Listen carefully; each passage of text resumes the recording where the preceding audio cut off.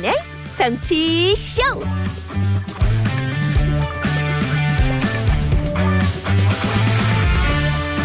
여러분 안녕하세요. 김태현의 정치쇼 김태현입니다. 오늘은 아침 조간신문 제목부터 보겠습니다.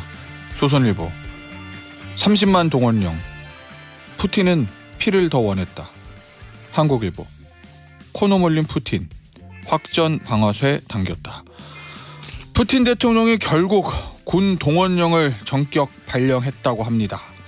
서방 국가들은 러시아의 우크라이나 침공 실패를 자인한 것이다라면서 러시아를 강력히 규탄했죠. 그런 가운데 오늘 새벽 미 연준에서는 기준금리를 0.75% 올렸는데 세 차례 연속 올린 거고요.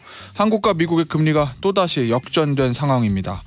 하루 만에 새로운 국면으로 접어들고 있는 국제 상황들 잠시 후 뉴스 언더 블락에서 전해드리도록 하겠습니다. 오늘 첫 곡은 블랙 아이드 피스의 Where is the Love인데 이 최지영님께서 첫 곡 몰까 기대했는데 크크크가 3개 있습니다. 그 다음부터는 Where is Love 유가 10개 있어요. People killing, people dying. 요거 이제 가사 내용이거든요. 요거 가사가 많이 나오잖아요. 이 노래 들으면. 그리고 유가 한 10개 또 있고 우리 사랑만 하게 해주오.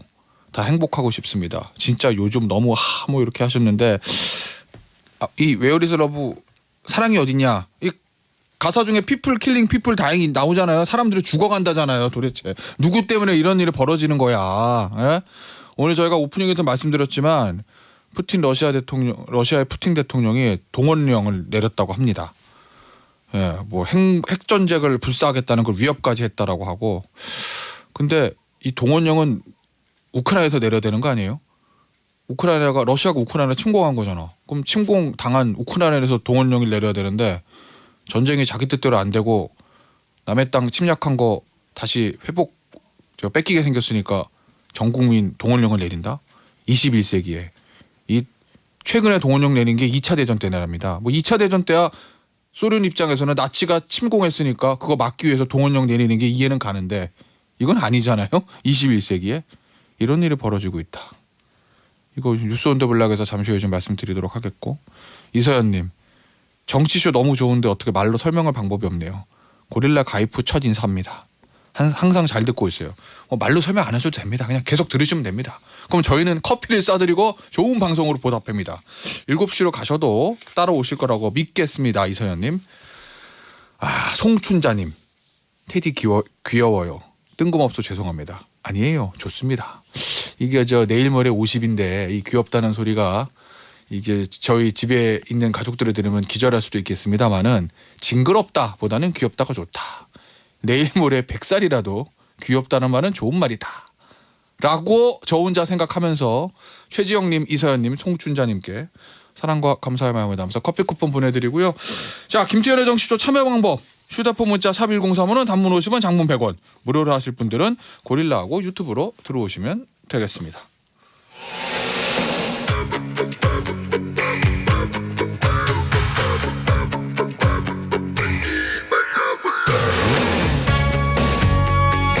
지금 가장 중요한 소식들만 간추렸습니다. 뉴스 온 더 블록. 윤석열 대통령이 뉴욕에서 기시다 일본 총리와 30분간 약식 회담을 하고 관계 개선 필요성에 공감했습니다. 한일도 정상이 마주한 건 2년 9개월 만입니다. 미국 중앙은행이 3차례 연속 자이언트 스텝에 나섰습니다. 파월 의장은 물가 상승률이 목표치를 향해 내려가고 있다고 확신하기 전엔 금리 인하를 고려하지 않을 거라고 말했습니다. 바이든 미국 대통령이 유엔 총회 연설에서 푸틴 러시아 대통령을 향해 유럽을 상대로 핵 위협을 가하고 있다고 맹비난했습니다. 푸틴 대통령은 2차 대전 이후 처음으로 예비군 30만 명을 동원하는 군 동원령을 내렸습니다. 목요일 뉴스 온더 블락은 SBS 정다운 기자와 함께합니다. 안녕하세요. 안녕하세요. 자, 오늘은 국제 뉴스가 많은데요. 네. 첫 번째 소식은 요거 뉴욕에서 나왔던 소식 있었던 일입니다. 네. 윤석열 대통령이 기시다 총리 만났다는 네. 거죠? 네, 한일 정상이 오늘 새벽 1시 25분에 뉴욕 그 유엔 총회장 근처에서 만났습니다. 공식적으로 만나서 회담을 한 건 2년 9개월 만이고요. 이 두 정상의 만남은 한 30분 정도 진행이 됐어요. 근데 이번 회담에서는 기시다 총리가 참석하는 그 포괄적 핵실험 금지 조약의 행사장에 윤 대통령이 찾아가는 방식으로 이번 회담이 성사가 됐는데 네. 일단 대통령실은 이번 회담을 약식 회담으로 표현을 했습니다. 다자 회담에서 이제 의제를 정하지 않고 하는 방식으로 진행했다는 설명을 했고요. 이번 회담에서 일단 가장 눈에 띄는 건 그러니까 한국과 일본 양국이 관계 개선 필요성에 공감을 했다는 점입니다. 네. 강제동원 피해자 그 배상 문제처럼 쉽게 해결되지 않고 있는 문제들이 있잖아요. 근데 이 외교 당국이 대화를 통해서 좀 해법을 모색해 보겠다 이런 취지로 좀 읽히고요. 그리고 북핵 문제에 대해서도 사실 최근에 이제 핵 무력 법제화 같은 북한의 그 핵 프로그램에 대한 심각한 우려를 공유했다. 그리고 이제 국제사회에 협력해 나가자는데 의견을 함께했다. 이렇게 대통령실에서는 밝히고 있습니다. 네. 알겠습니다. 이건 뭐 구체적으로 해결된 건 없지만 네. 앞으로 잘하자. 그렇죠. 네, 뭐 요런 얘기를 나눴다 이렇게 네. 이해가 되고 요거 일본과의 요 한일 정상회담, 약식회담 요거에 대한 평가는 잠시 후에 4부에 더불어민주당 황희 의원 모시고 좀 얘기를 나눠보도록 하겠고, 그리고 네. 바이든 대통령 만났다면서요? 오늘 아침에 윤석열 대통령이. 네, 맞아요. 그래서 이제 대통령실에서는 한미 정상회담도 할 거다라고 계속 말을 했었는데 네. 만나기는 만났는데 이게 시간이 48초에 불과해서 네. 사실상 1분이 채 되지 않기 때문에 윤 대통령이 그동안 이제 하려고 준비했던 말들이나 좀 실질적인 회담이 성사됐다고 보기는 어렵습니다. 인플렉 우리나라 전기차도 보조금 주세요. 이 얘기 해야 되는데. 그렇죠. 근데 오. 사실 논의하기에는 48초는 너무 짧은 시간이죠. 네. 요 얘기도 저 황희 의원과 좀 얘기를 나눠보도록 하겠고요. 또 미국 뉴욕에서 있었던 일인데 이거 금리 네. 또 올랐어요. 자이언트 스텝했네 이번에도. 네, 벌써 이게 세 차례 연속 자이언트 스텝인데요. 그래서 이제 미국의 기준금리가 3에서 3.25% 수준이 됐습니다. 0.75% 포인트 올렸다는 거죠? 네, 그래서 세 번 연속 이렇게 0.75%포인트로 올린 게 상당히 이례적인 일인데 또다시 이제 한국과 미국의 금리가 재역전이 된 상황이고요. 네. 이제 지난 3월부터 해서 제로금리를 이어가던 미국이 이제 계속해서 금리를 올리기 시작하면서 그러니까 불과 반년 만에 금리를 3%포인트나 올린 거잖아요. 사실 이렇게까지 빨리 금리를 올린 게 처음인 거고요. 근데 이제 문제는 그 제롬 파월 연준 의장이 향후 금리 인상을 계속하는 게 적절하다고 판단하고 있다고 하면서 계속 올린다는 거네. 네. 그러니까 물가 상승률이 2%대로 떨어질 때까지는 이제 계속 이런 금리 상승하는 기조를 유지하겠다고 밝힌 거예요. 2%로 낮아질 때까지요? 지금 네. 8% 9% 이런데 그쵸. 2% 야 이거 예. 그러다 보니까 이제 뉴욕 증시 3대 지수 모두 다 1.7% 오. 넘게 빠졌고 예. 그러니까 사실 오늘 이렇게 자이언트 스텝을 단행하는 건 시장에서는 어느 정도 예측이 됐던 상황인데도 그렇죠. 그럼에도 이렇게 큰 폭으로 하락을 했잖아요. 예. 이건 이제 그 연방 공개시장위원회 위원들이 그러니까 그 금리 인상 전망을 보여주는 그 지표죠. 점도표 네. 때문인데 이 점도표에서 올해 말에 금리 수준을 한 4.4% 그리고 이제 내년에는 4.6% 이렇게 예측을 추세가? 하면서 네. 네. 그래서 이게 기존 전망치보다 훨씬 더 높게 전망을 하면서 이게 또 3대 지수가 다 모두 큰 폭으로 빠졌고요. 네. 그리고 저희도 그럼 우리나라도 올리게 될 수도 있나요? 그렇죠. 일단 저희가 기준금리가 사실 이렇게 역전이 되면서 그러다 보면은 높은 금리를 찾아서 이제 외국 자본들이 또 빠져나갈 우려가 있다 보니까 네. 우리도 금리 인상 압박을 받게 되고 그래서 비상 거시경제 그 금융회의에서 이런 미국의 기준금리 인상과 또 국제시장의 동향 이런 것들을 논의한다고 합니다. 자, 금리가 이렇게 오르면 당장 환율이 어떻게 될까? 이 또 걱정이 되는데 지금 외환시장 개장했거든요. 네. 1,400원 돌파했다고 합니다. 원달러 환율이 13년 6개월 만에 1,400원을 돌파를 했다.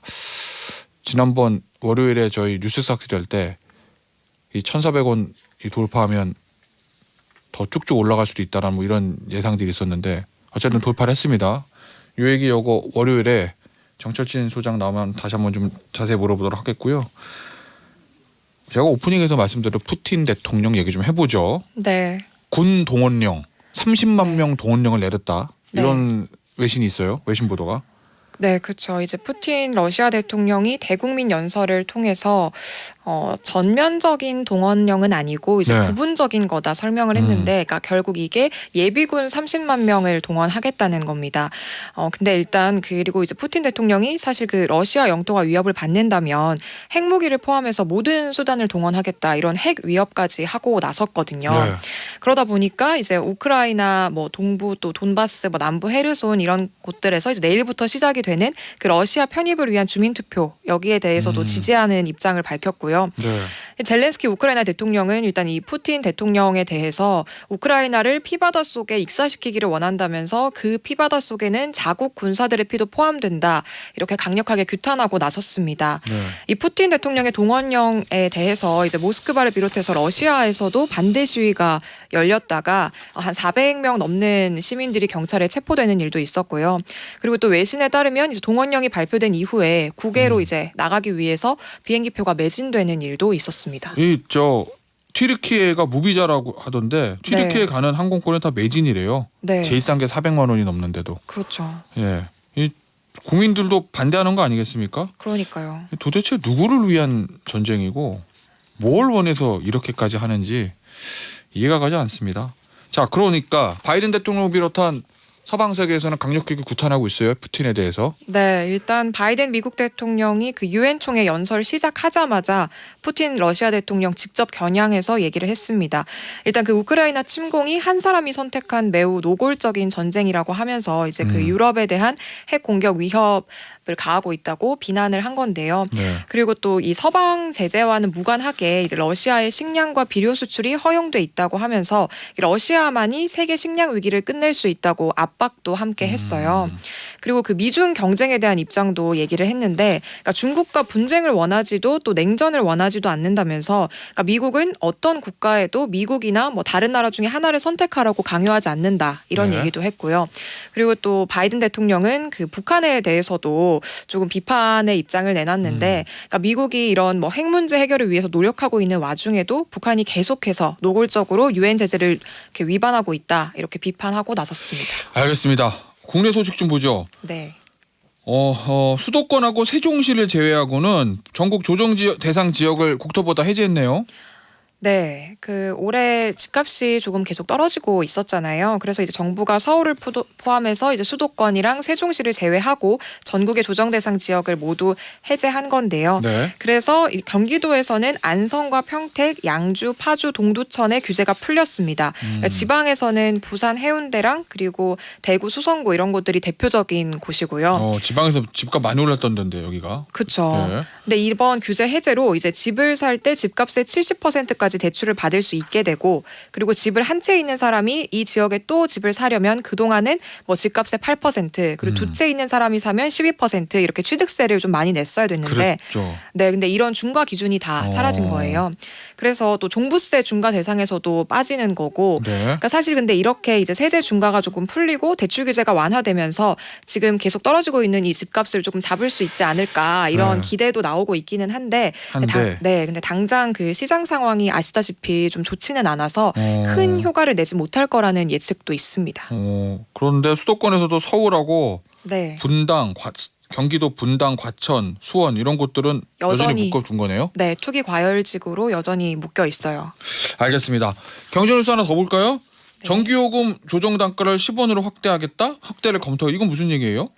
이게 이제 정부에서 다음 달부터 적용되는 그 4분기 전기요금 연료비의 조정 단가를 네. 10원까지 올리는 방안을 검토 중이다 이렇게 얘기를 했는데, 그러니까 전기요금이 그 기본 요금이랑 그리고 기준 연료비 그리고 뭐 연료비 조정 요금 이런 것들로 이제 구성이 됩니다. 근데 이 연료비 조정 단가의 그 최대 인상 폭이 확대가 된다는 건데, 그러니까 3분기에 이 조정 단가를 킬로와트 시당 5원으로 올렸어요.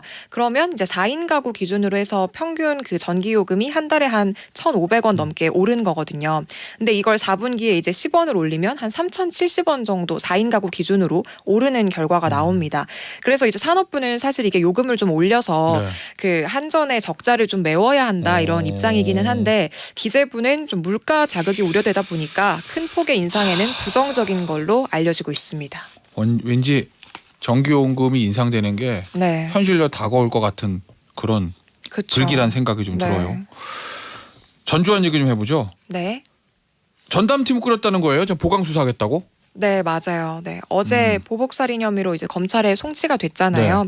네, 그렇게 하면서 사실 전 씨가 이제 범행을 결심한 날 뭐 서울교통공사 내부망을 통해서 집 주소 파악하고 한 나흘에 걸쳐서 주거지를 5차례 찾아갔고 네. 그리고 또 그 전에도 뭐 범행 도구, 그러니까 뭐 샤워캡이나 장갑 이런 것들을 집에서 챙겨오고 계획 범죄로 볼 정황이 충분한데다가 그렇죠. 그리고 이제 전 씨가 사실 그 재판에서 불법 촬영과 스토킹 혐의로 9년의 구형을 받았잖아요. 근데 이걸 다 피해자 탓이라는 원망을 해서 그러니까 이런 범행을 했다고 전 씨가 진술을 한 겁니다. 예. 근데 그렇다 보니까 이제 전담팀을 꾸리고 그 최소 10년 이상으로 형량이 높은 그 특가법상 보복살인으로 변경해서 그래서 검찰에서 이제 수사에 착수한 겁니다. 그리고 오늘 네. 보니까 이 스토킹 범죄 대응하기 위한 협의체를 만든다는 거죠, 검찰하고 경찰이. 네, 그래서 오늘 이 협의회에서 첫 회의가 열리고요. 예. 네, 그래서 다시 이제 이런 스토킹 범죄가 일어나지 않도록 검경의 소통을 강화해서 대응 역량을 좀 높이자 이런 취지로 오늘 회의가 시작됩니다. 알겠습니다. 오늘 뉴스 온 더 블락 여기서 마무리할게요. 지금까지 SBS의 정다은 기자였습니다. 감사합니다. 네, 감사합니다. 김태현의 정치쇼 목요일 순서 함께하고 계시고요. 목요일 2부 국회 출입기자의 생생한 현장 취재기. 조간신문 안 나오고 메인 뉴스 안 나오고 부장 모르고 데스크 모르고 나만 하는 거. 오늘은 국회뿐만 아니라 뉴욕 정보 보고도 해야 됩니다. 네, 책임이 막중해요. 어렵습니다. 두 분 모셨어요. 프레시안의 곽재용 기자, 서울경제 송정호 기자 모셨어요. 안녕하세요. 안녕하세요. 안녕하세요. 일단 대통령이 뉴욕에 가 계시기 때문에 우리도 뉴욕부터 갑니다. 한미 정상회담 하긴 다 했습니다. 하긴 했어요. 예, 뭐 짧지만 하긴 했어. 일단 상황부터 정리해 보죠. 한일부터 먼저 했죠. 네. 한일부터. 한일 뭐 정상회담 어제까지도 공지가 제대로 되지 않아서 오늘 이제 조간들 신문 보면 한일 정상회담을 했다라는 그 뉴스가 안 실렸을 겁니다. 그렇죠. 근데 우리 시간으로 어제 1시 40분에 갑자기 만났다. 조간신문 다 찍은 다음에. 그렇죠. 그래서 1시 28분쯤에 한일 정상이 만난다라는 대통령실 공지가 떴고요. 네. 그래서 이제 그 속보들이 나오기 시작했는데 이게 약식으로 진행을 됐고 이게 네. 하나는 원래 기자단 풀이 다 잡히면 미리 다 알려주죠. 그렇죠. 근데 이번에는 그렇지 않았습니다. 그러니까 실제로 한일 급박했던 정상회담 거구나. 이후에 독일 총리하고 정상회담을 했어요. 근데 독일 총리하고 한 거는 미리 현지에서 언제 한다. 어레인지가 그래서 돼 있었으니까. 따라간 기자들 중에 누구누구 들어가서 취재한다. 이게 다 저희가 됐는데 한일 정상회담 같은 경우에는 장소 시간 이게 거의 직전까지 공지가 안 되고 시작이 된 시점에서 지금 시작했다 이렇게 공지가 그래서 나가고 기자들이 들어가지 못했습니다. 네, 복도에서 만난 거예요. 쉽게 이야기해서 네, 약식으로 30분간 만났다라는 건데 이제 대통령실 공지는 이거죠. 2년 9개월 만에 한일 정상이 만났다. 이른테면 전 정부 문재인 정부에서는 악화됐던 한일 관계를 이제 물꼬를 트는 관계 개선에 물꼬를 텄다. 이런 걸 보여주기 위한 거 아니었나라고 하기에는 30분이라는 시간이 너무나 짧았다. 그리고 대통령실 발표 내용을 봐도 양국 정상은 현안을 해결해 양국 관계를 개선할 필요성에 공감한다. 원론적인 이 입장을 사실 확인했다. 이런 게 전부여서 뭐 이를테면 과거사 아니면 뭐 강제징용 이런 구체적인 표현이 하나도 없었다. 이 점도 좀 짚어봐야 될 것 같고요. 사실은 그리고 일본 정부에서는 이거에 대해서 회담이란 말도 안 쓰고 간담했다. 간담. 그냥 아까 달라요? 그게?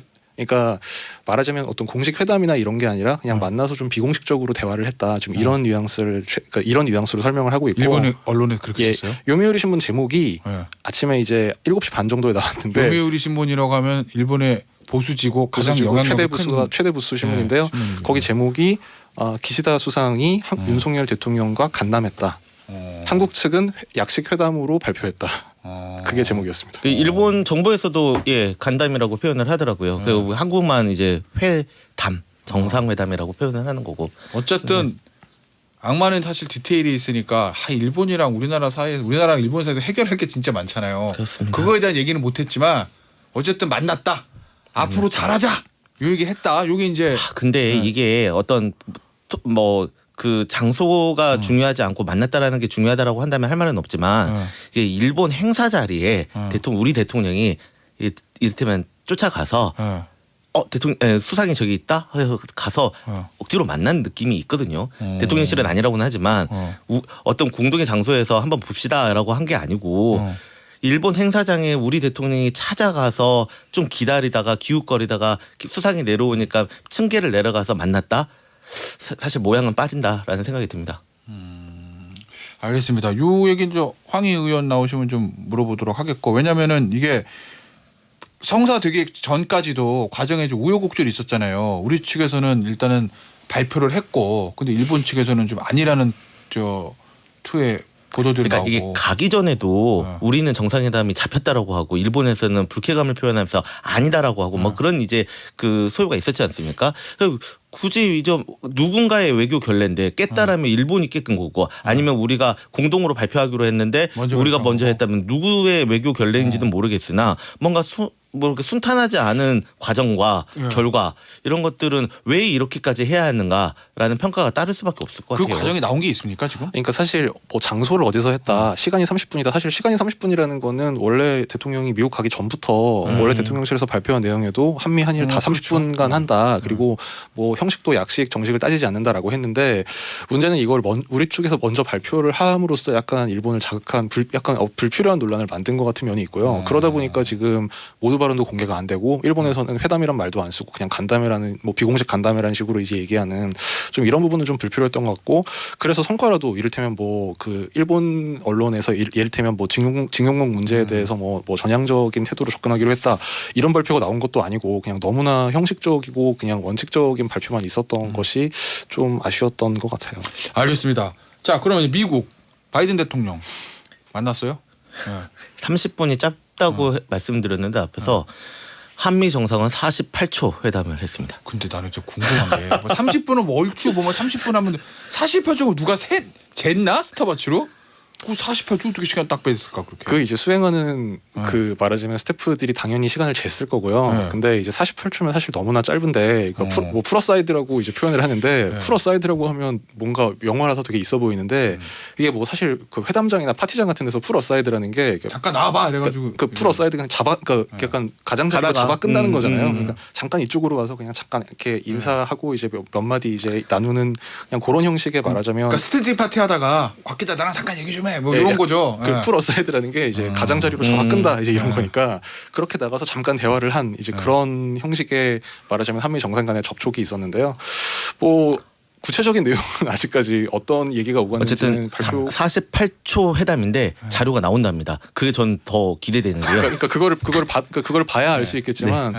뭐 이 IRA 관련해서 네. 좀 이제 좀 우리 측에서 얘기할 부분이 상당히 많았는데 그게 사실 바이든 대통령은 한마디도 안 하고 윤석열 대통령이 48초 동안 굉장히 빠르게 말을 했더라도 다 전달되기엔 좀 짧은 시간이어서 좀 우려가 되는 사실 면이 조금 있습니다. 설명이 필요한데 48초를 스탑워치를 누가 쟀냐라고 말씀을 해주셨잖아요. 사실은 영상이 있었어요. 그게 저희가 풀이 들어가니까 네. 풀 영상이 있는데 거기서 이제 대통령이 조금 이 영상들이 지금 돌고 있다라고 해서 이미 돌기 시작했다라고 해서 말씀을 살짝 드리는데 설명을 해드리는데 바이든 대통령 바이든 행사였어요. 그 자리는 거기에 단상에 올라가서 여러 정상들이 왔다 갔다 하고 그러는데 바이든 대통령 뒤에를 윤석열 대통령이 좀 쫓아다니듯 갑니다.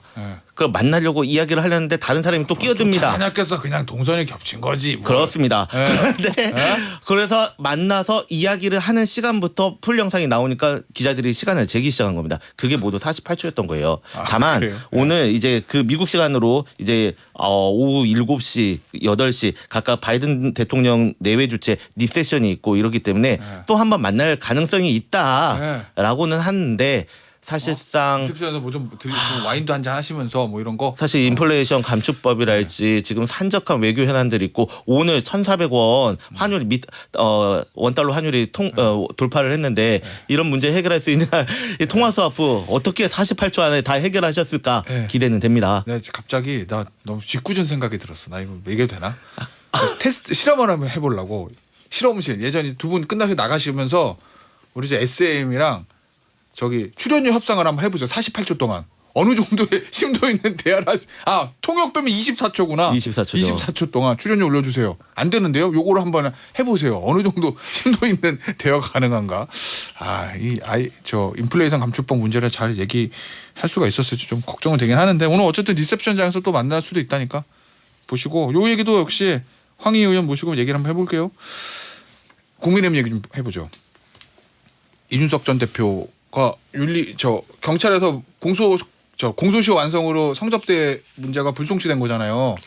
네, 근데 사실 그 경찰에서 그 성접대 혐의 이른바 알선수재 혐의 관련 불송치 결정은 좀 이게 이준석 대표에게 막 엄청 유리한 결정이 나온 것처럼 사실 그렇게 보도가 되는 면이 있는데 사실 뭐 어제 정진석 위원장도 그렇게 얘기를 했습니다만 그 알선수재 혐의를 적용하기 어렵다는 건 사실 그 앞서 지난달 지지난달 윤리위 단계에서부터 어느 정도 좀 예상이 됐던 측면이 있는데 다만 이제 이 과정에서 그 정석 위원장도 어제 뭐 3차 비대위는 안 할 것이다. 그러니까 이제 그 얘기를 한 것 자체가 그 3차 비대위를 해야 되는 상황이 올 수도 있다는 걸 좀 역설적으로 약간 반증하는 면이 있거든요. 아니 왜냐하면 정진석 비대위원장의 톤이 좀 낮아졌다는 저는 느낌이. 왜냐하면 처음에 비대위원장이 됐을 때는 막 법원이 막 정당 문제에 개입하면 안 된다 굉장히 세게 얘기했는데 맞습니다. 어제 보니까 뭐 만약에 지면은 받아들여져 어쩌겠냐 그런 얘기도 했었죠. 네네 뭐 우리가 카미카제는 아니지 않느냐. 그래서 만약에 법원에서 또 인용 결정이 나오면 주호영 그 연내대표 원톱 체제로 가는 것이다. 이제 이렇게 얘기를 했는데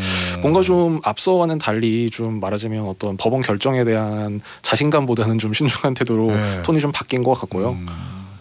알겠습니다. 그럼 지금 뭐랍니까 당내에서는 당내 의원들은?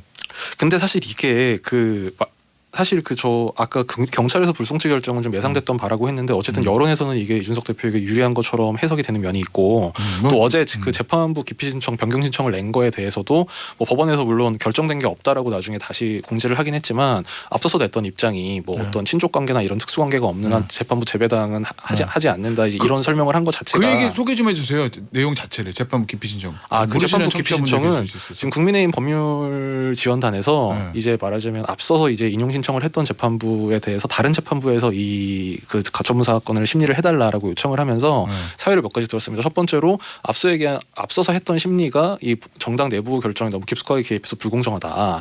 그리고 두 번째로는 그 국민의힘 비대위원인 전주회 의원과 지금 재판부 재판장이 서울대 법대 동기여서 좀 불공정한 재판을 할 우려가 있다. 뭐 이렇게 한 두세 가지 정도 이유를 들어서 그 제기를 했는데요. 법원에서는 지금 여기에 대해서 어떤 말하자면 어떤 법관과 친족 관계인 변호사 아니면 그 변호사가 속한 법무법인 등의 어떤 특수한 사유가 있는 사건이 아니면 다른 재판부에 배당하지 않는다 이런 입장을 밝혔다가 이게 마치 이제 국민의힘의 그 재배당 신청 자체를 막 일거에 거절한 것처럼 이제 언론에 해석이 나오니까 결정이 이뤄진 건 아무것도 없고 언론 문의가 많아 사실 확인 차원에서 공부한 것이다 일단 이렇게 설명을 하긴 했는데요.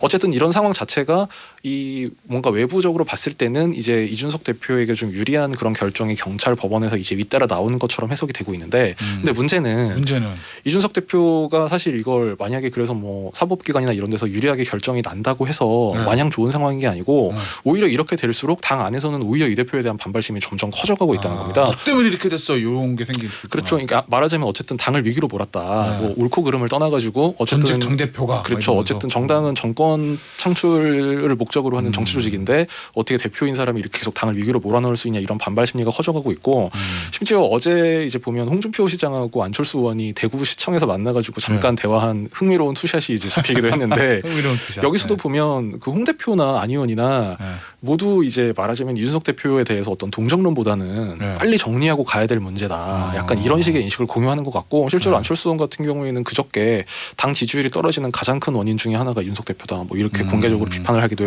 했었거든요. 그럼 이 얘기는 이준석 전 대표가 서초동에서 이기고 여의도에서 질 수 있다 이런 정확한 의미인 거죠. 잡으신 것 같아요. 사실 이게 기자들도 피로감이 생기기 시작했거든요. 그러니까 사법적으로 유리한 결정을 받든 뭐 하든 사실 이게 정말 정치적으로 무슨 의미가 있는 일인가라는 피로감이 기자뿐만 아니라 국민들한테 생겼을 것 같아요. 그래서 이준석 전 대표가 과거에는 이런 식의 자기 정치를 해서 자기 볼륨을 넓혀간다라고 저도 평가를 했었는데 피로감이 생긴다는 건 그만큼 지쳐버린다는 이야기고 그렇게 되면 이준석 대표의 정치적인 진로에 긍정적인 영향은 아니게 되지 않겠습니까? 그러니까 실제로 지금 그 국민의힘 내부 분위기를 보면 안철수 의원 지금 막 지방 돌아다니면서 사실상 전당대회 당권 행보하고 있지 않습니까? 홍준표 시장이 만나가지고 뭐 정말 그랬는지 모르겠습니다만 내가 안 의원을 원래 굉장히 좋아했다 막 이런 얘기도 하고 그리고 뭐 김기현 의원도 지금 뭐 대구, 부산, 막 제주 돌아다니고 있고 오늘 유승민 전 의원은 오늘 막 그 TV 방송도 출연하거든요. 이 얘기는 어쨌든 이제 이준석은 일종의 과거의 사람처럼 되고 차기 당권이 누구에게 갈 것이냐 지금 당내 관심은 오히려 그쪽으로 옮겨가고 있는 것 같습니다. 그렇구나. 갑자기 그 생각이 들었어요. 앞서 그 서초동 여의도 제가 얘기한 게 아니 이준석 전 대표뿐만 아니라 모든 정치인들이 막 판결 이겨가지고 판결만 막 승소 판결을 들고 총선 나고 대선 나온다고 유권자들이 당신 법원에서 이겼어. 그리고 지지를 표준한 건 해주는 건 아니니까. 아니니까. 맞습니다. 네. 그러니까 일반 유권자들도 그렇지만 지금 이준석 대표에게 더 중요한 건 국민의힘 지지층의 여론인데요. 네. 굉장히 안 좋습니다. 지지층이 네. 전당대회 규정이 7대 3인 거죠? 당원 70, 여론 30. 네, 그렇습니다. 그러니까 이준석 전 대표가 30에서 좀 유리할지 모르지만 70에서는 불리할 거다. 이런 거. 그러니까 당이 70이에요. 당이 70이고 그러니까 당이 70이고 여론이 30인데 여론이 30이니까. 여론에서 그러니까 원래는 이준석 대표가 그 나경원 전 의원하고 그 네. 전당대회 경선을 했을 때도 그때도 당심에선 졌어요. 당심에선 지고 여론조사에서 압승을 해가지고 대표가 된 건데 아, 그렇다. 맞아. 지금 국면은 여론에서도 지금 슬슬 이제 피로감이 올라온다. 여론에서도? 예, 그럼 제가 보기에는 좀 그런 것 같습니다. 알겠습니다. 자, 민주당 얘기 좀 해볼게요.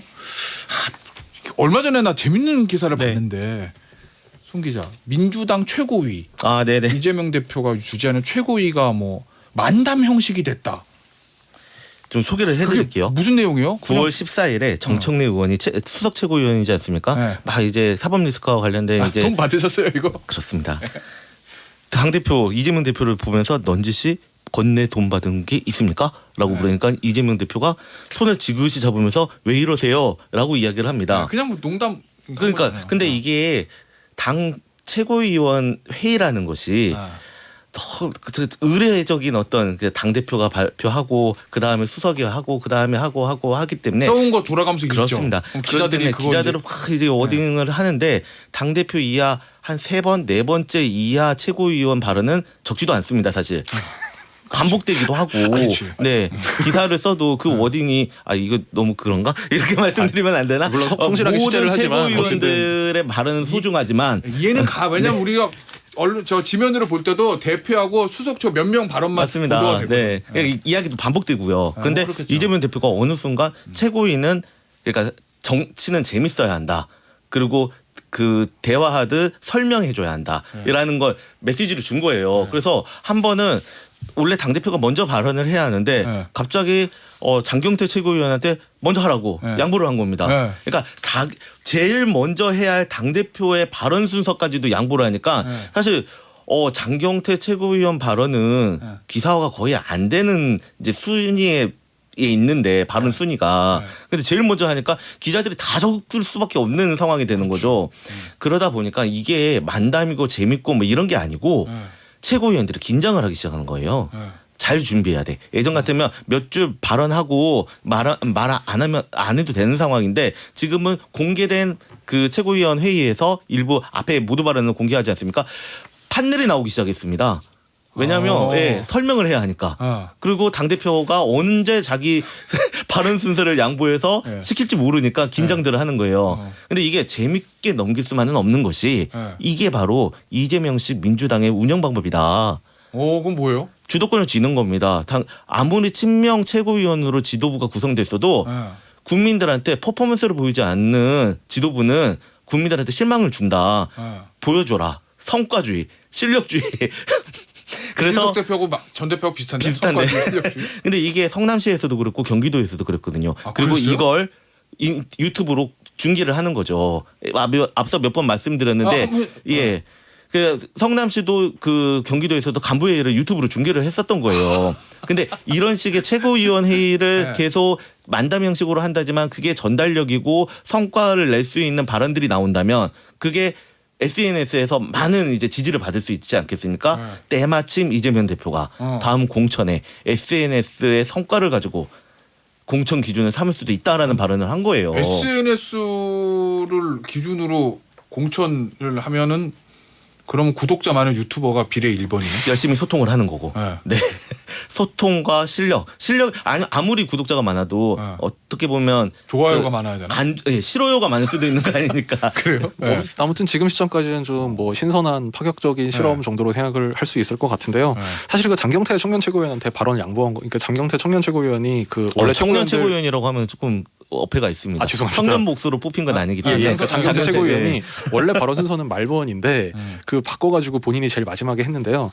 뭐 좀 사실 좀 이렇게 얘기하면 장재원이한테 좀 죄송한 면이 있는데 가장 앞서서 발언을 하긴 했는데 기사가 그렇게 많이 되진 않았어요. 결국은 그래서 기자들이 끝까지 다 보고 이재명 대표 얘기를 결국 앞에 세워서 쓸 수밖에 없고. 결국에는 그래도 대표니까. 그렇죠. 뭐. 그리고 이제 뭐 말하자면 이재명 대표 메시지가 그 기사화가 되는 메시지도 방금 그 우리 송 반장이 말씀하신 것처럼 약간 문답식으로 나오기 시작했습니다. 그러니까 초부자 감세를 막겠다 제목은 이렇게 나왔는데 자 이거 원내에서 어떻게 정리했습니까? 박홍원 대표가 물어봐요. 박홍원 대표가 원내에서는 이렇습니다.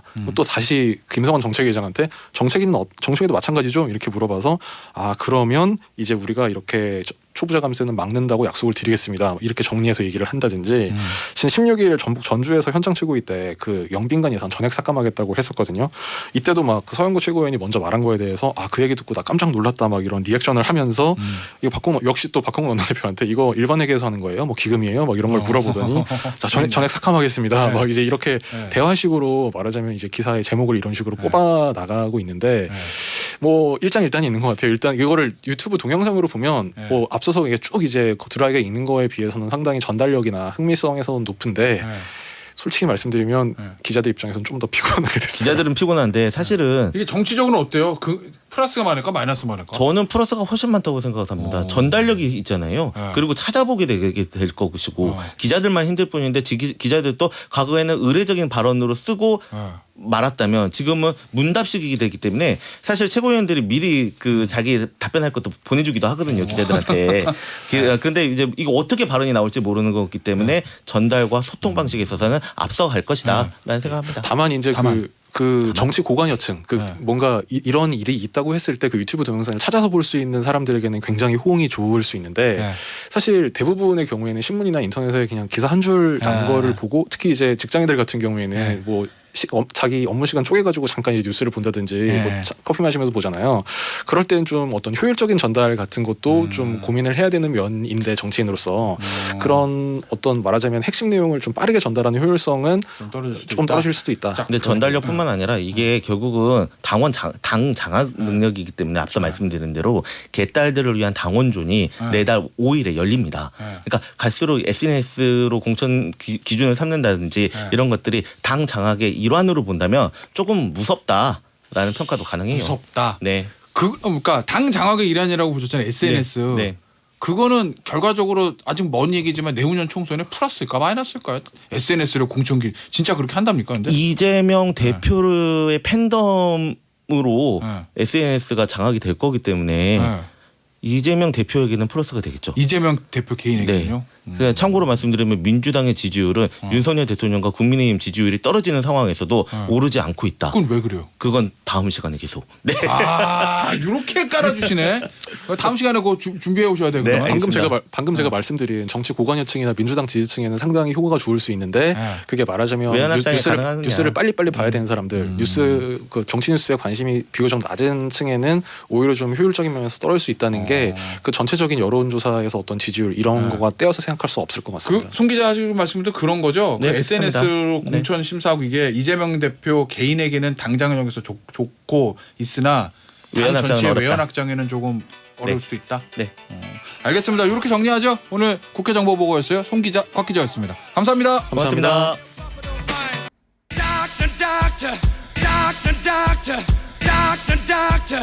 Give me the news. I got a bad case of loving you.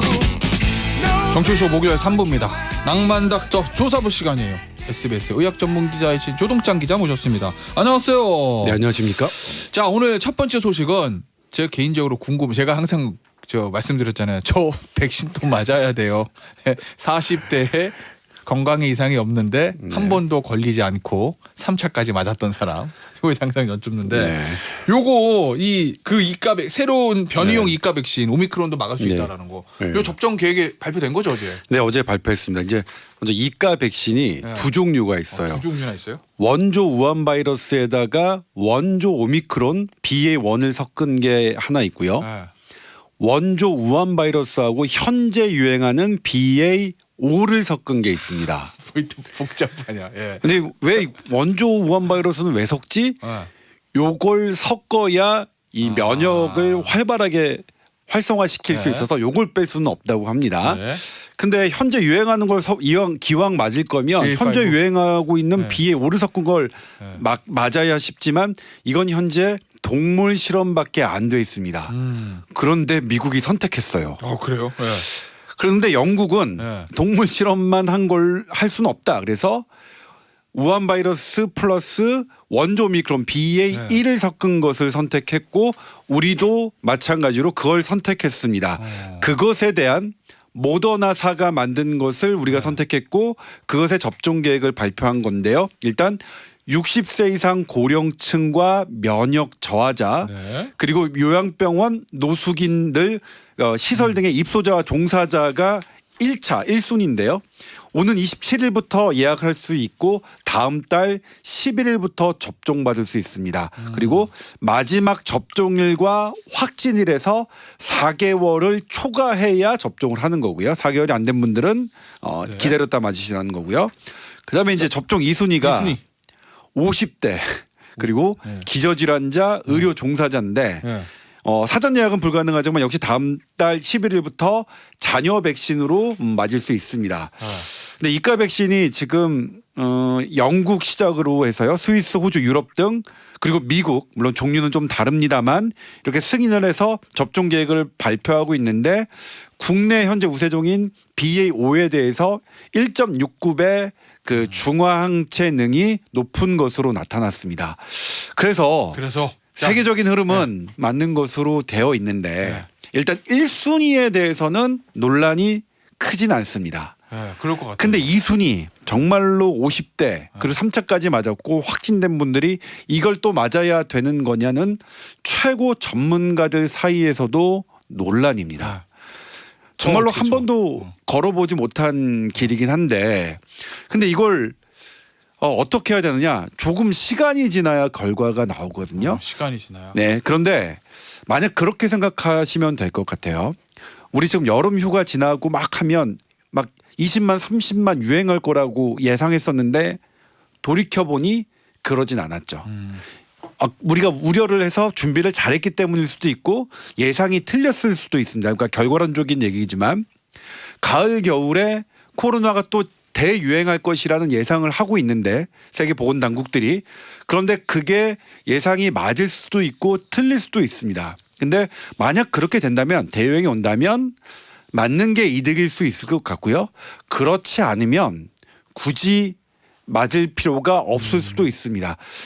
일단 국내 최고 제가 지난 2주 전에 설명드렸지만 국내 최고 전문가인 서울대병원 오명돈 교수님은 3차 맞고 확진된 사람이 새로운 이가 백신을 맞을 근거가 못 찾았다. 현재 없다. 세계 방역 당국들이 그러니까 너무 보수적으로 안전지향주의로 백신을 권장을 그런 제도를 도입하고 있는 거라고 하셨으니까 사실 논란이 있는 거죠. 그 서울대 감염내과 오명동 교수님 말씀에 따르면 네. 지금 김수미 님이 질문 주셨거든요. 저도 40대에 1차 모더나, 2차 노바백스, 3차는 확진, 4차는 맞을 필요 없다. 네, 일단은 4차는 40대는 지금 대상자가 아닙니다. 1순위 대상자, 2순위 대상자가 아닙니다. 아니죠. 나중에 유행하게 되면 40대가 어떻게 될지는 또 봐야겠지만 현재는 김수민 님은 대상자 아닙니다. 저도 뭐 대상자는 아니지만 네. 저는 이분이랑 비슷한데 저도 40대 1차 파이자, 2차 파이자, 3차도 파이자, 네. 그러니까 4차는 이제 맞아야 되냐? 네, 아직은 아닙니다. 상황을 보자는 말씀이죠, 네, 그죠? 예. 알겠습니다. 자, 7419님 64입니다. 3차 맞고 코로나 걸렸고 4차를 8월에 맞았는데 이가 또 맞아요? 이렇게 하셨는데. 8월이니까 9, 8, 9, 10, 11, 11월 이후 넉 달 이후에 일단 대상이 되니까 일단은 아니시죠. 원래 지금 정부가 정한 1순위에 7419님은 정부가 정한 1순위에는 들어가시는데 그렇죠. 그래도 4개월을 넘어야 되니까 아니고요. 그다음에 3차 맞고 코로나를 걸리셨으면 사실 4차 접종에 준한다는 게 학계 이론입니다. 3차 맞고 코로나 걸리시면. 그래서 이 부분을 정부는 안전제일주의로 접종을 하는데 과연 의학적으로 그 안전제일주의가 얼마나 근거가 있느냐는 지금 아직 정해지지 않아서 실은 상당히 딱 부러지게 말씀드리기는 어려운 상황입니다. 알겠습니다. 자, 다음 소식은 제가 얼마 전에 팔뉴스에서 이 기사 봤는데 성인용 100일의 백신이 동이 났다. 근데 네. 이제 100일이라는 게 예전에 되게 유행했던 아이들 전염병이라 저는 알고 있는데 최근에는 뭐 100일에를 걸렸다는 사람들 저는 들어본 적이 없어서. 코로나 때 네. 마스크 착용, 손 씻기 잘해서 모든 감염병이 줄긴 했습니다. 그렇긴 하죠. 그런데 네. 그 전에 네. 코로나 이전으로 가면 우리나라에서도 한 해 1,000명 정도가 감염됐던 100일에 법정 2종 감염병입니다. 이게 100일 동안 기침을 한다고 해서 아, 이 그래요? 이름이 붙여졌는데 성인이 감염되면 별로 위험하지 않지만 아. 어린아이 이건 이제 100일에는 뭐냐면 어리면 어릴수록 더 치명적이다.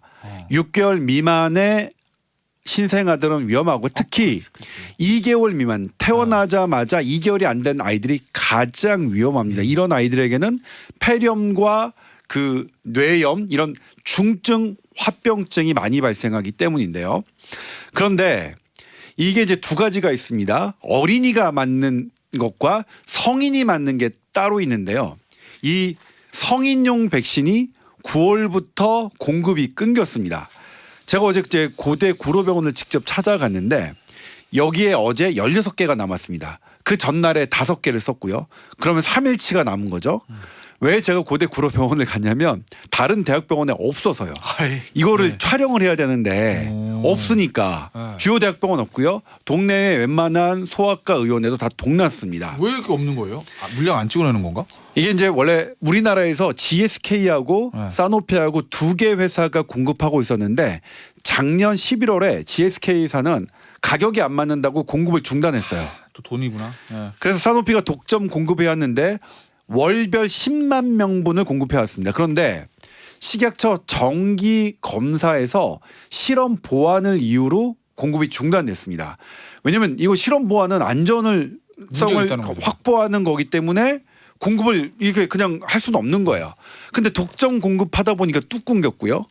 이게 지금 질병청과 사노피사는 한 10월 말에 재개 시점을 그렇게 목표로 잡고 있는데 그러면 2달 가까이 이런 공급 중단 사태가 유지되는 건데 가장 큰 문제가 임신부들이에요. 임신부님들은 정말 잘 아시겠지만 이거를 맞아야 나의 아기가 안전하다는 것을 아셔서 많이들 맞습니다. 저도 제보를 실은 임신부한테 받은 거거든요. 아니 저출산으로 임신부 위하겠다더니 아니 내가 맞아야 돼. 내 태아를 위해서 맞아야 될 100일의 백신조차도 안 갖다 놓는 게 이게 어떻게 너무 서운하다고 저한테 제보를 주셔서 어찌된 일인가 봤더니 이렇게 일이 벌어졌는데요. 이게 100일에는 한 사람이 14명까지 감염시키는 아주 전염력이 높고요. 가족 전파 위험성이 80%입니다. 그러니까 이 돌보는 가족이 하면 6개월 미만의 영유아가 감염될 확률이 대단히 높다는 거죠. 그래서 성인이라도 임신부와 6개월 미만의 어린이를 돌보는 그 분들은 이걸 맞는다는 걸 알고 계시거든요. 그리고 11세와 12세 어린이도 이걸 맞아야 돼요. 필수 접종 대상인데 이게 중단된 겁니다. 그래서 이분들이 어린이용, 아기용 거를 맞으면 되느냐 아닙니다. 안 맞습니다. 그래서 학계에서는 그거 아기용 거 대신 맞는 거 안 된다고 하니까 맞지 마시고요. 현재로서는 뭐 그 대책이 없는데 어쨌든 100일에도 호흡기로 전파되기 때문에 100일에 접종을 맞으셔야 되는 분들은 코로나로 마스크를 벗게 되더라도 이게 제기될 때까지는 마스크와 손 씻기를 좀 잘 해주셔야 될 것 같고요. 그 다음에 필수 접종이 독점 공급되는 게 문제가 생기면 이런 사태 해결하기 어려운 사태가 벌어진다는 그렇겠다. 것을 우리가 지금 겪고 있으니까 이 교훈을 분명히 적용해야죠. 방역당국 특히 질병관리청의 예방 접종을 담당하시는 분들은 이 부분을 이거 뭐 질병관리청이라고 예상했겠습니까? 이런 부분들에 대해서 다각화하는 노력을 그리고 국내에서도 이 백신을 만들 수 있는 그런 기초 작업을 하는 게 필요할 것 같습니다. 진짜 코로나 백신만 해도 파이자 문제 있으면 모더나 맞으면 되고 둘 다 문제 있으면 아스트라제네카라도 하면 되는데 노바백스도 있고 이거는 그게 지금 안 된다는 거예요. 그렇죠. 네. 3596님께서 아이디어 이런 생각해 주셨는데 대체할 수 있는 거 다른 거 폐렴 백신 이런 것까지 안 되는 거죠? 네, 안 됩니다. 아무리 다 같은 기침이라도. 폐렴을 유발하는 그 세균과 백일해를 유발하는 세균이 다르기 때문입니다. 알겠습니다.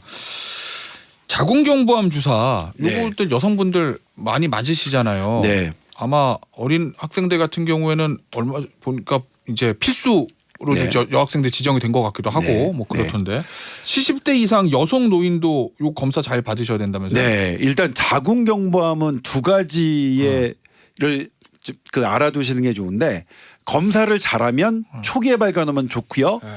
예방 주사를 맞으면 막을 수 있습니다. 그러니까 예방 주사로 암을 막을 수 진짜 있는 좋다. 것은 뭐 상당한 효과죠. 그런데 이제 이게 자궁경부암 검진비율을 봤더니요. 40, 50대는 60%가 넘는데 네. 60대는 56.2%, 70대는 43%까지 떨어져요. 왜 떨어지나 봤더니 고령일수록 자궁경부암이 드물어서 70대 이상부터는 검진이 공고되지 않고 있어서 그런 거예요. 뭐 너무나 당연한 걸로 생각했는데 최근에 국내 연구단이 다시 들여다 보니까 자궁경부암 발생률이 인구 대비로 보면 40, 50대 증가하다가 살짝 감소하면서 다시 70대로 올라가고요. 네. 특히 자궁경부암 사망률은 70세부터 치솟습니다. 아이고. 아니 고령일수록 괜찮다고 해서 이렇게 권고 기준으로 이렇게 70대는 안 받아도 될 것처럼 얘기했는데 막상 보니까 70세 사망률이 높단 말이에요. 왜 그런가 봤더니요. 65세 이상은 이 자궁경부암을 예방주사를 맞지 않는 연령대였던 거예요. 이게 이제 우리나라에 들어온 게 15년 전인데 이게 45세까지만 적응증이 돼요. 그러니까 15년 전에 45세를 넘기셨던 분들은 그러면 지금 딱 이른 딱 그렇죠. 네. 딱 이렇게 되니까. 예순, 예. 네. 그래서 또 보니까 이제 교육과 소득 수준이 낮을수록 네. 사망률이 높았는데 잘 안 이분들은 받으셔서 그런가 보다. 검진을 잘 안 받으시는 주사도 안 거라서 맞으시고. 그렇죠. 그래서 이게 자궁경부암 검진이 비싸지 않고 받을 수 있으니까 그렇게 해서 해주시면 됐고요. 그다음에 자궁경부암 예방 주사는 뭐 이미 입증됐습니다만, 근데 이거 자궁경부암 예방 주사도 이제 이거 너무 뭐 이거 치매를 일으킨다, 뭘 일으킨다 그래요? 이런 논란들이 있었는데 아니옵니다. 근데 그죠. 근데 그 네. 자궁경부암 예방 백신이 네. 여학생들 어린 학생들한테도 저 무료로 해주는 거 아니에요? 네, 그렇게 그렇습니다. 그죠. 국가 최근에. 검진 사업으로 제가 이제 무료인지는 모르겠는데 이거는 제가 다시 확인해 보겠습니다. 무료인지는 모르겠지만 네. 무료 아니면 지원을 받아서 예. 굉장히 상당히 맞을 수 많이 있고요. 지원해 주는 예. 것 같더라고요. 예. 네. 그리고 이제 자궁경부암은 초기에 진단하면 완치율이 90%가 높습니다. 근데 2기 이상 중간 이상을 넘어가면 30%에도 못 미칩니다. 그렇겠지. 그러니까 조기 검진이 중요한 거죠. 그래서 검진은 언제부터 받느냐? 성관계를 시작하는 나이가 좀 어리긴 하지만 그 어쨌든 시작한 연령부터 해마다 받는 것을 학계는 권장하고 있습니다. 성관계 시작 네. 이후부터요. 자 박혜라님께서 자궁경부암하고 폐경은 무관한가요? 네, 자궁경부암과 폐경은 이것도 제가 확인을 했는데 제가 아는 범위 내에서는 무관한데 제가 이거는 다시 확인을 해보겠습니다. 근데 제 느낌에는 무관한 것 같은 게 그러니까 되게 70대시면은 폐경이 오시잖아요. 네, 예. 근데 70대 이상의 자궁경부암으로 사망하신 분이 많다는 통계는 폐경과는 무관하지 않을까 하는 생각이 들어요. 그러니까 어머님이 접종 대상은 아닙니다. 접종 대상 말씀하시는구나. 접종 대상은 아니고요. 오민정님이요. 자궁경부암 예방 접종은 남자 아이는 왜 무료 접종 안 해주나 하셨는데 자궁경부암 여자만 걸리는 거 아니에요? 아니 자궁은 여성에게만 있지만 이 암은 이게 이제 HPV라는 어떤 바이러스에 의한 암이라서 남성도 걸릴 수는 있습니다. 그래요? 그렇기 때문에 남성도 맞는 분이 있고 남자 아이에게도 이렇게 지원이 해주는 나라가 있는데 이건 우리나라의 선택이죠. 우리나라는 아직 남자아이에게는 그렇게 필요성이 없다라고 판단한 건데 나중에 우리가 다시 조사해서 남자아이에게도 필요하다 그러면 우리도 선택할 수 있는 부분입니다. 바이러스니까 그렇구나. 알겠습니다. 오늘 낭만닥터 조사부 여기서 마무리하도록 할게요. 지금까지 SBS 의학전문기자 조동찬 기자였습니다. 감사합니다. 네, 고맙습니다. 이기찬의 감기 들으시고요. 저 잠시 쉬었다가 4부에서 더불어민주당의 황희 의원 만나보겠습니다. 예, 양산의 평산마을 사는 문프입니다. 오늘 간부는 저희의 간부이기도 한데요. 제가 청와대 살 적에 문체부 장관까지 맡아서 이 고생해 주신 분이시죠. 우리 더불어민주당 황희 의원 특별히 박수로 맞이해 주시지 않겠습니까? 하하하하. 네, 윤석열입니다. 그 문프 만난 길에 제가 묻고 싶은 게 좀 있습니다. 원래 대통령이 해외 순방 와서 정상회담하고 하는데 그 야당이 이렇게 시끄러워도 되는 겁니까? 글쎄 제가 영국 여왕 조문도 안 하고 육개장만 먹었다고 참 너무하는 거 아니겠습니까? 아니 이 와중에 육개장에 소주가 갑자기 좀 땡기긴 하는데 아무튼 서울 도착하면 육개장집부터 좋아 빠르게 가. 저한테 말도 없이 육개장 맛집 가시는 겁니까?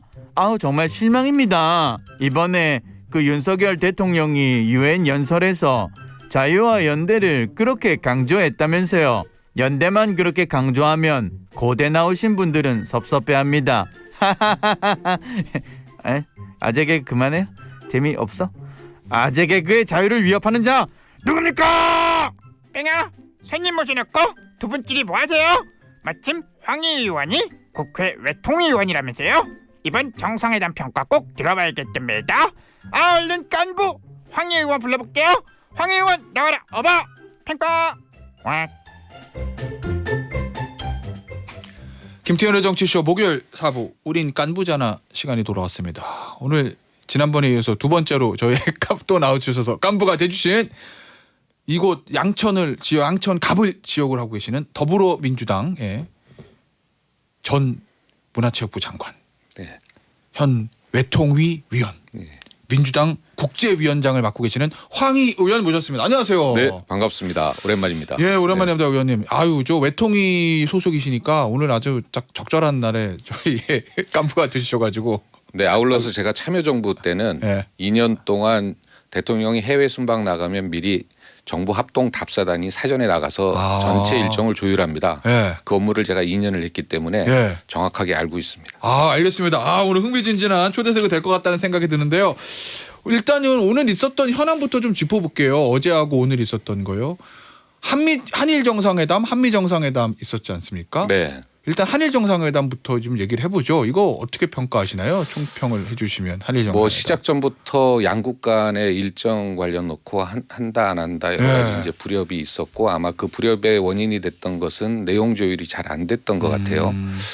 그래서 이제 결과로 나온 것은 이제 30분간 서로 대화를 했는데 30분 대화하면 보통 양국 정상 간은 통역 빼면 15분. 그렇죠. 대화한 거거든요. 15분 동안 충분히 논의할 내용은 없었을 것 같고 대략적으로 그냥 만남 자체에 의미를 둘 텐데 한일 관계는 특히나 특수성이 있기 때문에 만나는 것보다는 오히려 그 성과가 명분이 되고 의미가 됩니다.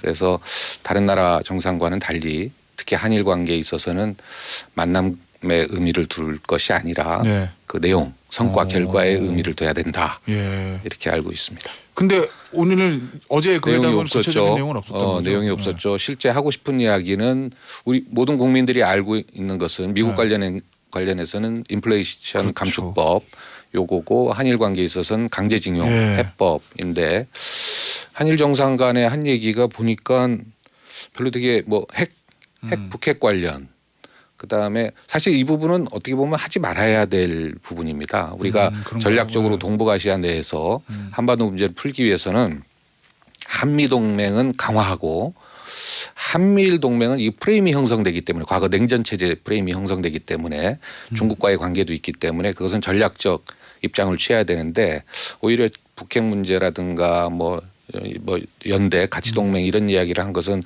과거 군행전 체제로의 어떻게 보면 잘못된 시그널을 줄 수 있기 때문에 이번 한일 회담 성과는 실질적으로 정확하게 찔러야 될 부분은 못 찌르고 수박 거달기식으로 한 15분간 실질적으로 제목만 대화한 결과죠. 그 한일 회담이 성사되기 전까지 우리나라에서는 정상회담이 하기로 했다라고 발표를 했는데 일본 측에서는 공식 발표가 안 나왔거든요. 대부분 이제까지 보면은 양국에서 같이 발표를 하잖아요. 근데 우리나라는 한다. 근데 일본은 다 말이 없다. 이런 일은 왜 일어났다고 보시나요? 이거 있을 수 없는 얘기죠. 사실은 이건 결례죠. 그러니까 우리가 먼저 오픈한 건가요? 아니면 일본이 합의한 거를 뒤집은 건가요? 그건 언론에서 보면 우리가 먼저 오픈했는데 일본이 반응한 걸로 나오죠. 근데 이게 사실은 일본은 아마 내용 중심의 성과 중심의 협상을 한 거고 우리는 그 만남 자체에 아마 의미를 두려고 했던 것 같아요. 그래서 우리 여론은 만나는 게 좋은 거고 일본 여론은 굳이 만나서 좋을 여론은 없고 성과가 나와야 좋은 여론인 거고 그래서 그런 입장 차이가 있었는데 이거를 이제 우리 안보실장이 뭐 유엔에 가서 만나기로 했다 이런 건 상당히 결례입니다. 왜냐하면 남의 나라 정상의 일정까지 공개 결과가 되기 때문에 그래서 이것은 이런 저자세는 협상력에도 매우 안 좋은 거죠. 그러니까 말씀은 우리나라가 먼저 오픈을 했다 이런 말씀이죠. 언론에 보면 그렇게 됐어요. 이제 만나기로 했다 그러니까 일본에서 뭔 소리냐 아직 조율이 안 됐다 뭐 이렇게 나왔지 않습니까? 이번에 저 외통위에서 국정감사가 이루어지면 이 부분에 대한 것도 좀 쟁점이 되겠네요. 이 과정들.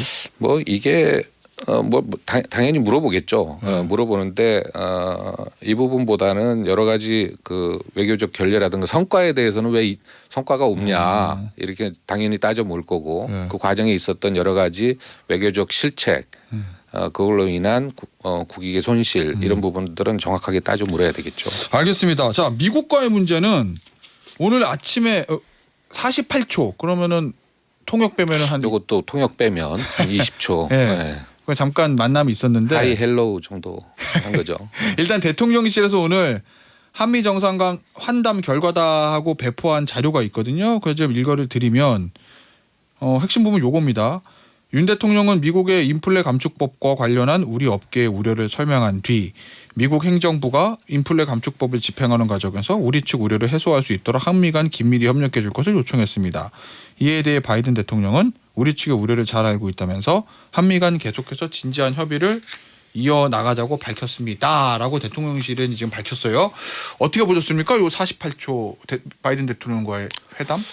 뭐 48조랑 방금 말씀하신 내용을 얘기하면 제가 안 맞는 건데 아마 그 취지를 충분히 얘기하지 않아도 미국 측에서는 알고 있을 겁니다. 이 상황에 대해서. 뭐 때문에 지금 한국에서 그렇죠. 저러는지. 네, 그다음에 뭐 미국 입장에서도 한국만을 겨냥해서 한 법은 아닐 것 같고요. 그러나 다른 나라 보면 사전에 그것을 외교부가 입수해 가지고 본인 나라에 적용되지 않도록 상당한 로비를 하고 입법 활동을 한 걸로 알고 있는데 우리는 우리 외교부가 그러지 못한 거에 대해서는 당연히 이번 국정감사에서도 책임이 있는 것이죠. 아울러서 요게 이제 다시 한국 입장이 반영되려면 법 개정 사항입니다. 그렇죠. 네, 그래서 보통 배타적 입법 권한이 미국은 의회가 배타적 입법 권한이 있기 때문에 바이든 대통령과의 이야기도 매우 중요하고 그렇지만 의회에 접촉을 해서 이 부분을 어필하는 게 중요한데 일단 8월 초에 되게 아깝게 통과됐어요. 상원의 한 표 차이, 하원은 17표 차이 아주 근소한 차이로 통과됐는데 이러면 사전에 조금 노력을 했으면 충분하지 않았을까. 막을 수 있지 않았을까. 막을 수 있지 않았을까. 반대 여론도 상당히 있다는 거거든요. 그러면 그다음에 우리는 뭐 낸시 펠로 하원 의장이 왔는데 대통령이 만나지도 않았지 않습니까. 이게 상당히 고시기거든요. 안타까운 부분이죠. 그래서 의회에 좀 더 어필을 해야 될 것 같습니다. 그래서 대통령 순방 일정 중에 의회 의장이라든가 의회와 어떤 일정이 있는지 모르겠어요. 끝나고 한번 확인해 볼 문제입니다. 뭐 만남이 꼭 1분 만났다고 얘기 안 되고 1시간 만났다고 얘기되고 이런 건 아니지만 시간이 그렇죠. 뭐 100% 모든 걸 자유한 건 아니지만 우리 대통령 출발하시기 전에는 한일 정상회담이 하나 마냐 만나냐 안 만나냐 기시다 총리만 이게 관심이었고 바이든 대통령은 당연히 의뢰 미국 갔으니까 만나서 좀 얘기를 할 수 있겠지라는 그런 기대가 좀 있었거든요. 이번 순방의 설계가 이래요. 보면 영국 가서는 조문을 하고 그게 가장 큰 일정이고 두 번째 미국 가서는 유엔 총회에서 신임 대통령이 이제 한국 대통령이 국제사회를 향해서 이제 메시지를 던지는 건데 어떤 메시지인가 이게 중요한 거고 당연히 IRA 관련해서 한미 정상회담 그다음에 강제징용 관련해서 한일회담 요 네 가지가 가장 핵심적인 이번 해외 순방의 목표였거든요. 그런데 이제 조금 다 이렇게 뭐 제가 이제 말씀드린 것처럼 그 결과들이 이제 쭉 나오는 거 아니겠습니까? 이것은 정상이 이제 해외를 나가는 거면 사전에 외교부가 청와대하고 외교부가 상당 부분 조율을 합니다. 성과도 조율하고 조율하는데 이런 준비가 전혀 없이 지금 해외 나간 거거든요. 이제 이런 부분에 있어서는 일종의 사고죠. 그렇게 보시나요? 예, 그렇죠. 지금 박홍근 더불어민주당 원내대표가 오늘 아침 이런 발언을 하셨어요. 한일회담, 한미회담 과정도 결과도 굴욕적이다. 그리고 빈손 외교, 비굴 외교, 막말 사고 외교다. 이렇게 말씀하셨는데 이 박홍근 원내대표의 이런 평가에 대해서는 어떻게 생각하시나요? 뭐 저도 뭐 저기 정부에 있었기 때문에 뭐 모든 걸 잘할 수는 없고 이게 또 한 과정이 될 수도 있고 그런데 정부가 홍보한 거에 비하면 너무나 이제 보잘것없는 과정과 결과이기 때문에 그런 건데 그래서 뭐 당연히 뭐 야당 입장에서는 이런 이야기 하지 않겠습니까? 그래서 야당이 이런 야당에게 이런 빌미가 잡히지 않도록 좀 외교부와 청와대가 해외 순방 대통령 해외 순방인데 좀 꼼꼼하게 챙기고 또 사전에 이게 홍보해도 되는 건지 아닌지 이런 거에 대한 과정 관리가 필요한데 이런 관리를 전혀 안 했다는 거죠. 그래서 이번 이 해외 순방 관련해서는 이걸 담당했던 청와대와 외교부는 상당한 책임을 통감해야 될 겁니다. 앞서 그 말씀해 주셨잖아요. 예전에 청와대 공부하실 때 사전답사팀에 소속해 있어서 이런 것들을 사전 정리하는 업무를 하셨다고. 보통 대략적으로 한 달이나든가 한 3주 전에 3개 분야가 나갑니다. 외교부를 중심으로 한 외교부 의전장을 중심으로 한 프로토콜 팀, 그다음에 경호실을 중심으로 한 시큐리티 팀, 그다음에 청와대 홍보수석실을 중심으로 한 프레스 팀. 여기 3개 팀이 나가죠. 나가서 모든 동선과 일정을 사전에 조율하고 양국이 합의한 다음에 돌아와서 뭐 대통령 숙소는 물론이고 뭐 이동 조문 저희가 좀 이해가 안 가는 게 보통 당시의 교통 상황이라든가 당시의 여러 가지 모든 일정들을 고려해서 A 지점에서 B 지점으로 이동하는 데 있어서 시간을 정확하게 잽니다. 그래서 대통령 해외 순방 가게 되면 매뉴얼북이 대회비 매뉴얼북이 나와요. 거기에 보면 분 단위로 돼 있습니다. 가령 뭐 8시 5분에서 출발해서 8시 8분에 도착 뭐 이런 식으로 돼 있습니다. 그런데 이것을 예측을 못했다. 이것은 사고죠 결국에. 그다음에 특히 영국 같은 경우에는 중요한 일정 4개 중에 앞에 참배, 조문 이것은 상대국에 대한 상당히 결례입니다. 해외 다른 대통령이 한국에 왔을 때 국립묘지 안 들린 거죠. 그래서 이런 부분에 있어서는 상당한 우리 내부적으로는 사고고 또 상대국가에 있어서는 이미 조율됐을 거 아닙니까? 상대국가 조율돼서 출발했는데 그 일정을 소화하지 못한 거니까 결례가 되는 거죠. 그러니까 이번에는 전 대통령실에서 준비가 사전에 미흡했다. 아주 미흡한 거죠. 이게 뭐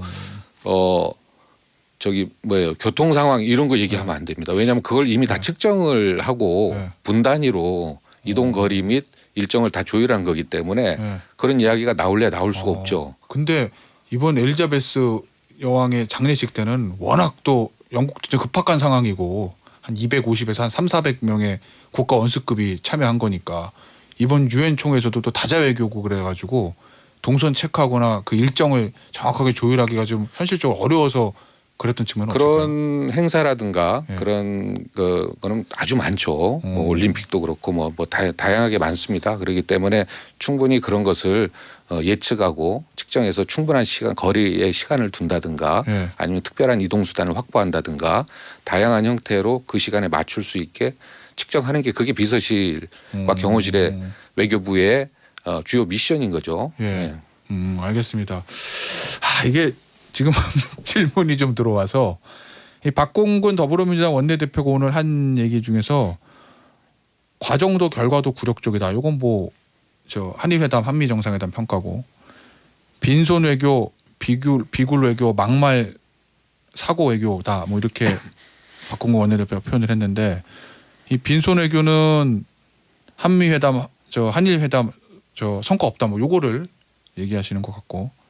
비굴 외교는 아마 한일 정상회담 만나려고 했다. 뭐 요거를 좀 말씀하시는 것 같은데 이제 막말 사고 외교가 뭐냐라는 자꾸 문자 질문이 들어와서 제가 그래서 말씀을 좀 해드리면 이게 원래는 보도가 안 됐었는데 타사에서 이미 보도를 했다니까 저희가 좀 말씀을 드리겠습니까? 그 바이든 대통령, 윤석열 대통령이 행사장에서 한 48조 만나고 내려오면서 옆에 있던 수행원들에게 대통령이 한 얘기가 카메라에 잡혀서 이게 이제 KBS하고 MBC 쪽에서 보도가 됐는데 이런 취지입니다. 그 바이든 대통령이 인플레 감축법과 관련해서 바이든 대통령이 해준다고 했는데 미국 국회에서 승인 안 해주면 어떡하지? 라는 말씀을 했는데 그 말에 좀 비속어가 좀 들어갔다고 해요. 그래서 아마 저 박홍근 민주당 원내대표가 막말 사고 외교다 뭐 이렇게. 그러면 이게 미국 국회의원들에 대한 이야기였네요. 예. 그렇게 바이든 대통령이 해준다고 했는데 미국 저 의회에서 승인 안 해주면 어떡하지? 요 얘기인데 거기 이제 미국 언론에 안 나갔으면 좋겠는데 미국 의회에 대한 좀 막말 표현이 좀 들어가서 지금 우리는 의회를 잘 설득해야 되거든요. IRA 이거를 법을 개정해서 한국이 빠져나갈 수 있게 하려면 미국 의회와의 관계가 상당히 중요한 시기인데. 그러니까 앞서 제가 좀 여쭙지만 한일 회담에 대해서는 할까 말까 관심이 좀 있었잖아요. 걱정도 좀 하고 그래도 갔는데 만나야 될 텐데라는 거. 근데 한미 회담에 관해서는 별 걱정을 안 했던 게 언론에서도 가면 의뢰 당연히 만나지 않겠어라는 좀 기대가 있었던 것 같은데 결과적으로는 기시다 총리 만난 것보다 바이든 대통령 만난 시간이 절대적으로 확 짧았거든요. 이건 왜 이렇게 된 거라고? 제가 이제 근무할 때는 미국은 통상적으로 해외 국가별로 그 포션을 줍니다. 예를 들어서 대한민국 뭐 전체 임기 동안 5번 뭐 이게 스테이트 비즈니스로 오거나 워킹 비즈니스로 오거나 이렇게 해서 몇 번 전체 임기 내에 몇 번? 쿼터를 이렇게 다 이렇게 대략적으로 배정을 하거든요. 그렇기 때문에 이번에 우리는 스테이트 비즈니스로 가겠다. 그다음에 아니면 우리는 실무회담 차원에서 가겠다. 이렇게 다 조율이 되고 또 이렇게 저기 유엔 총회에서 기조연설을 하게 되면은 요거에 요런 현안이 있는데 요때 한번 만날 수 있냐. 이거 사전에 다 조율이 되거든요. 48초 뭐 1분 이내 이렇게 거의 드랍바이 수준도 안 되는데 이렇게 하는 것은 양국 간에 협상하는 게 아닙니다. 그래서 어떻게 대통령 일정을 이렇게 준비했는지 좀 이해가 안 가고요.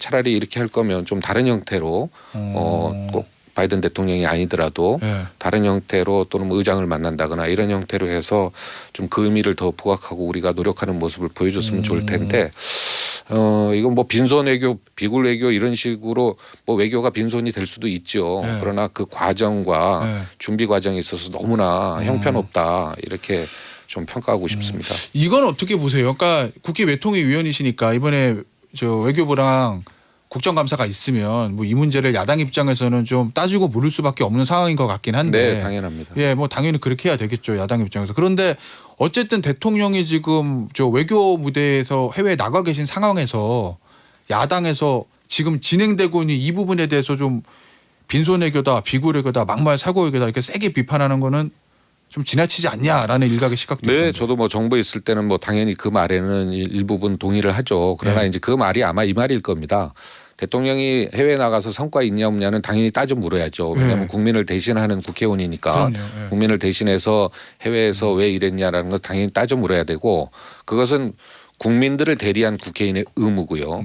거꾸로 우리 정치인들이 특히 야당 정치인들이 해외에 나가서 뭐 우리 대통령을 폄하한다거나 아니면 뭐 여당 대표를 폄하한다거나 이런 부분은 국민을 대리하는 부분이 아니기 때문에 국회의원으로서는 그것은 우리 국가의 이미지도 있고 하기 때문에 그것은 자제해야 될 필요가 있습니다.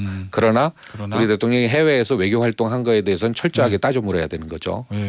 그런데 이제 제 말씀 일각의 이제 지적은 들어와서 이제 하면 모를까. 지금 외국에 나가서 대통령이 지내가고 있는 상황에서의 좀 과도한 비판은 자제하는 게 낫지 않냐라는 일부 시각이 있어서 제가 여쭙는 거였습니다. 과도한 비판. 그래서 뭐 아마 국민들은 받아들이기에 저게 정말로 발목 잡거나 폄하하기 위한 일방적인 그냥 물 들어왔으니까 노젓는 식으로 하는 비판이다. 그렇지 않고 이거는 정말 문제가 있구나. 이거는 뭐 국민들께서 알아서 이렇게 경청 듣지 않겠습니까? 알겠습니다. 어쨌든 저 10월에 국정감사가 열리게 되면 아마 이번에 있었던 영국 여왕의 조문 문제 그다음에 한일회담 한미회담에 대해서 야당의 이제 강한 공세가 당연히 있을 거로 좀 예상이 되는데 전반적으로 현 정부 외교 라인에 대해서는 어떤 평가를 하고 계시나요? 기본적인 좀 철학의 문제입니다. 철학의 문제. 예를 들어서 한일회담 관련해서 북핵 실험을 대응할 부분은 보다는 오히려 북한이 핵실험하면 어떻게 대응할 것이냐라는 것보다는 북한이 핵실험하기 핵실험하는 이유와 핵실험하기 이전에 어떻게 사전에 막을 수 있는 매우 어렵고 복잡한 이야기입니다. 네. 그래서 그 어렵고 복잡한 해법을 우리 국익에 관련되고 우리 국가 이미지, 분쟁 국가 이미지에서 회피돼야 되지 않습니까? 그래서 이런 부분들에 대해서 노력하는 것이 오히려 우리 국익에 맞는 외교 전략이고 외교 철학이라고 생각합니다. 알겠습니다. 마지막 질문이 될 것 같은데요. 대부분 문재인 대통령도 그렇고 역대 대통령들이 유엔 총회에서 연설을 할 때 북한에 대한 언급들이 좀 있었거든요. 이번엔 빠졌어요. 왜 빠졌다고 보시나요? 이번에 제가 이렇게 쭉 봤어요. 기조연설을 윤석열 대통령 기조연설을 뭐 자유에 대한 본질적인 그 개념을 넘어서서 공동체까지 확장시킨 것은 전 좋아 보여요. 그러나 모든 세계의 대통령 정상들이 우리나라 대통령한테 듣고 싶은 이야기가 있을 겁니다. 그게 아마 북한의 문제입니다. 한미일 북중로로 대변하는 한반도가 공간적으로 세계 갈등의 진앙지였습니다. 그렇죠. 이 한반도의 평화라는 것은 곧 세계 평화에 가장 큰 영향을 미치는 그런 공간이기 때문에 실제 북한에 대한 부분 이런 이야기를 듣고 싶었을 텐데 복잡하고 어렵고 제가 이제 순방 준비한 거 보니까 그런 것까지 준비할 그런 여력이 없었던 거 아닌가. 그래서 실제 뭐 이 이야기도 좋지만 정말 사람들이 듣고 싶어하는 이야기 또 우리 국익 중심에 어떻게 하면 우리 국익 중심에 우리 메시지를 정확하게 전달할까 하는 그런 고민과 노력이 좀 아쉬운 부분이라고 말씀드리겠습니다. 알겠습니다. 저 지금까지 더불어민주당의 외통위 소속이신 전 문화체육부 장관 황희 의원 모시고 이번 대통령 해외 순방에 관한 여러 이야기 나눠봤습니다. 의원님 오늘 나와주셔서 감사합니다. 그 얘기가 너무 재밌네요. 외통위 문화체육부 장관 출신 외통위. 네, 열심히 하겠습니다. 고맙습니다. 예, 감사합니다. 네. 오늘 김태현의 정치춘 여기까지입니다. 저는 물러갔다가 내일 금요일에 다시 돌아올게요. 감사합니다.